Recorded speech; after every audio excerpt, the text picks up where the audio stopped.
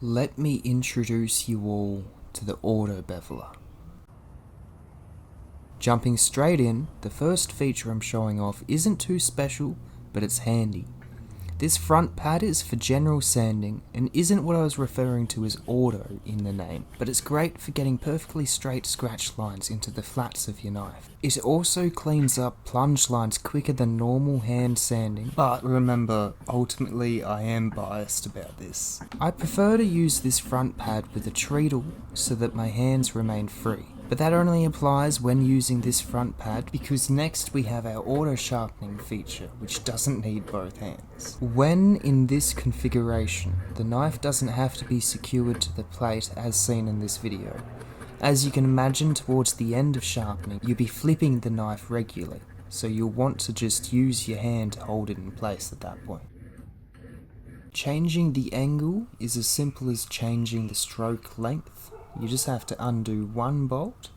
Yeah, it's not too hard at all. And then after the angle is changed and the stroke length has been suitably adjusted, the height of the auto head has to be adjusted as well. And if it's being set up for auto beveling, then the auto head can be aligned with the plunge line as seen here. Once this is all set up, we get to witness the auto beveling, and this is the main feature of the machine.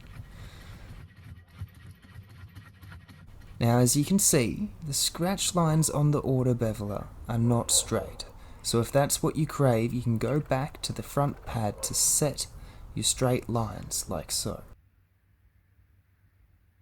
Next up, I just wanted to show the auto sander running with just a simple hand crank. It's a lot smoother and quicker with the hand crank, which suits auto beveling or auto sharpening, but I tend to swap in and out between the treadle and the crank a lot. Both seem to have their merits, so I'll be providing both options, I guess. But please tell me in the comments which drive method you prefer. I'm eager to hear people's thoughts on this matter. I really can't decide. I would hook this up to my belt grinder, but that seems to defeat the purpose of it being a manual machine, right? So, well, I already make belt grinders. Why would I make a shitter belt grinder? Anyway, what is next? I'd love to hear some ballpark figures of what people would like to spend for something like this.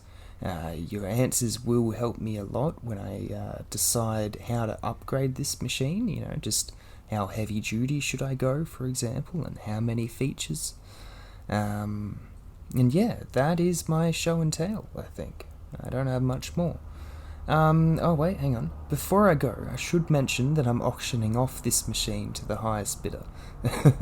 The winning bid will still have to pay for shipping. But if you want to own a piece of Frishen's Knives history, then throw down a number in the comments section. I've been using this for the last week or so, and it's been amazing. But this exact version isn't going to be carrying forward. I can just make it slightly cheaper in a couple of ways, is all. So, if you do want to own this, throw a number in the comments, and, if there's only one person that throws it in and it's $20, then screw me dead, I'm selling it for $20. Alright.